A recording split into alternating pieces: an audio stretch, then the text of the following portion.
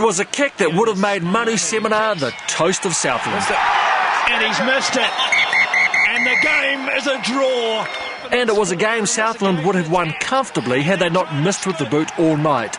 In the end, they needed this last-minute try by Jason Rutledge just to escape with the draw. They'd started strongly, and with Northland down a man lock, Josh Beckwith did what he's been doing all season. Beckwith, the top try scorer for Southland, adds another one. Try number 4, Josh Beckwith for the season. Northland skipper Jared Payne levelled the scores with the first of his 2 tries, and they went into the break tied. But Southland edged ahead soon after. Turning, twisting, try by Faimika doubles the score for Southland. Northland closed the gap with a penalty, then surged ahead when Payne went in again.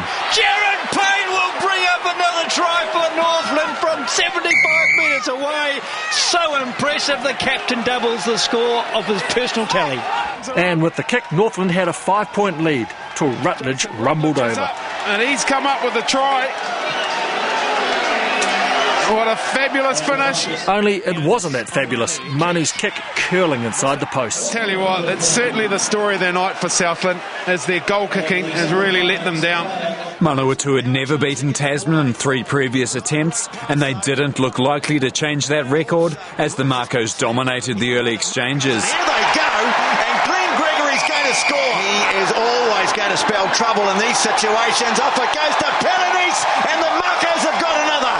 Manawatu muscled over to reduce the gap to 17-5 at half-time. And while the Turbos created plenty of chances on attack, their finishing let them down, a problem Tasman didn't have. Alex Ainley is there, and he's going to score! With the match slipping away, Aaron Cruden sparked a long-range attack which brought the Turbos back to within striking distance. The chase is on, here's a chance for Manawatu, and they've scored!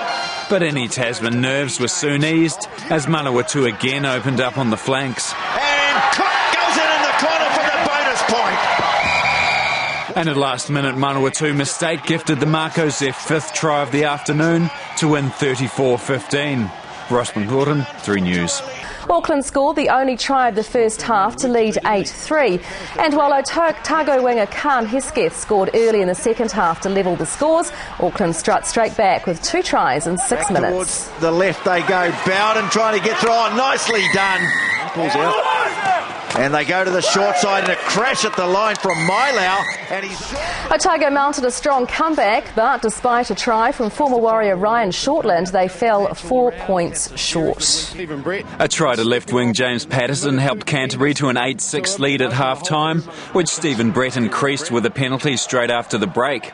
But a storming run from Bay of Plenty number 8 Colin Burke left the Canterbury defence stretched to breaking. 2 minutes to go. Pololilinganga on the fly.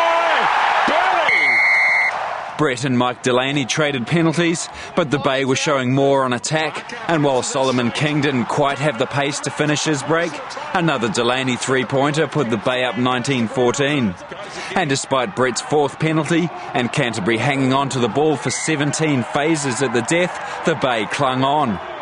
The Waikato backline was firing early against Hawke's Bay. Quick hands, lovely stuff. Anisi, here's an opportunity down the right wing side, and an early try here for Henry Sprates. Turns it back on the inside to the centre 3-quarter to Kula. Saw straight through to Kula. Got his pass off nicely, and Anisi for the corner.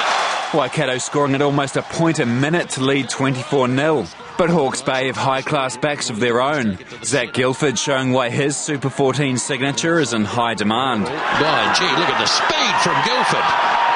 First 5 James Horrell also had the afterburners on as Hawke's Bay cut the lead to 10 points. Now he needs to line up. He's got pace himself, and he keeps going. Waikato were unable to add to their try tally in the second half, but a perfect night with the boot from Callum Bruce meant Waikato were always in front. And despite a late try from Hawke's Bay, the Mooloos ran out 30-22 winners. Ross McNaughton, 3 News. So almost halfway through the competition, Bay of Plenty lead from Southland on points differential, with Canterbury hot on their heels in 3rd and Wellington rounding out the top 4.